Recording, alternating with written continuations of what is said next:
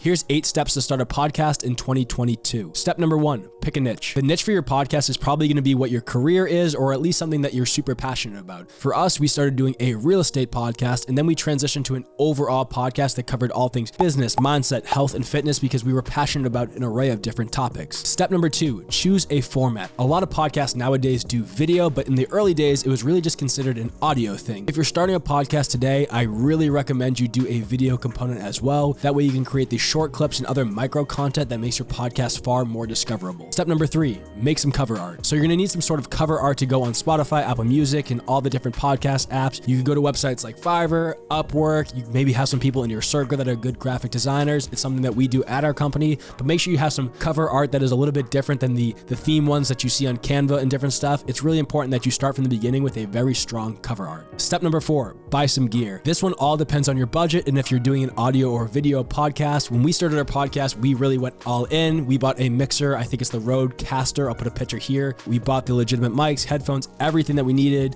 I already had a camera, the one I'm filming on right now, that already had amazing quality video, but we actually use our iPhone as a secondary camera, and we even use a third iPhone as the third camera when we do our podcast. So you can start with your iPhone. You can start with basic USB mics that you can find on Amazon. You can go step up and get a microphone like this that runs you $400 to $500. You need the stands, headphones, and there's an array of different things. I'll try to put some sort of link in the description below to a gear guide. That's something we're actually going to be making as well, so stay tuned for that. But it really all depends on your budget. You can do something for $100 to $500, $500 to $1,000, or if you're really going crazy, you can get all the way up to $40,000, $50,000. So it really just depends on what your needs are and what you're looking to do. Step number 5, record the episode. And this is pretty self-explanatory. If you're doing the audio podcast, record it into some sort of your computer or some sort of recording box. If you're doing the video podcast, make sure you hit the record button on your podcast, because sometimes we have recorded a little bit and realized that we weren't actually recording.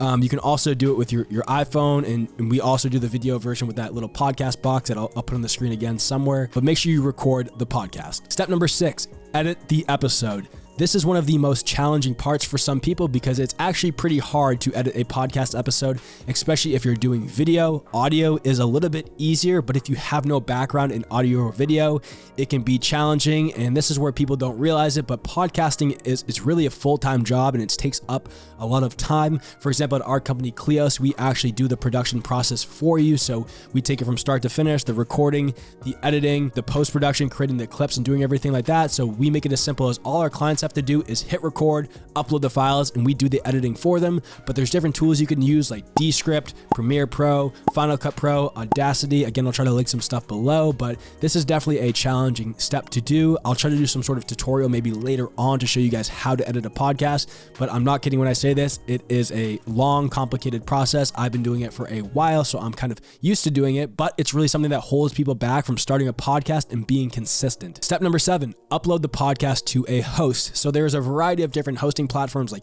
Anchor, Podbean, Riverside. There's a recording app. I think you can publish a podcast from there as well, but upload it to there. You want to make sure you upload the audio version to one of those platforms there so they can distribute to Spotify, Apple Music, Stitcher, everywhere that has a podcast pretty much. And then if you're doing the video component, make sure you upload it to YouTube, create a YouTube channel. Again, you need some show description, cover art, thumbnail for the actual podcast episodes. Again, all stuff that we do at our company, but make sure everything looks professional. Step number 8, promote on social media. This is probably one of the most important parts of the process because people don't always watch the full entire podcast episode, or it's hard to find the full podcast episode just organically. So that's why we at our company, we do the short clips. So you ever see the short clips with the captions? This one might have captions on it right now, but with the captions, the emojis, the graphics, stuff to keep the viewer entertained. And the goal of that is to really have a piece of awareness content. So if somebody sees a clip from the show, it intrigues them and they're like, hey,